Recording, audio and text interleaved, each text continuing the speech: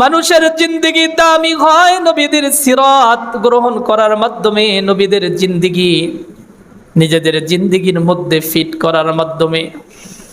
হযরতে খাব্বাব রাদিয়াল্লাহু তাআলা আনহু নবী আলাইহিস সালাতু ওয়াস সালামের রিসালাতের সংবাদ পাওয়ার সাথে সাথেই কালিমা পড়েছেন, নবীজিকে নবী বলে স্বীকার করে নিছেন। খাব্বাব রাদিয়াল্লাহু তাআলা আনহুকে শুধুমাত্র এ কারণেই যে নবীজির সাথে সাক্ষাৎ করে, নবীজির সাথে দেখা করে, নবী আলাইহিস সালাতু ওয়াস সালামের আনিত রিসালাত গ্রহণ করেছে,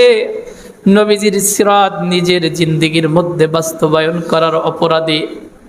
খাব্বাব রাদিয়াল্লাহু তাআলা আনহুকে এত পরিমাণে শাস্তি দেওয়া হতো যে খাব্বাব রাদিয়াল্লাহু তাআলা আনহু বলেন, জ্বলন্ত কয়লার উপরে আমাকে রেখে দেওয়া হতো, আমার শরীরের চামড়া পুড়ে যেত, গোশত পুড়ে যেত, আমার শরীরের চর্বিগুলো গলে গলে তাদের জ্বলন্ত আগুনগুলো নিভে যেত।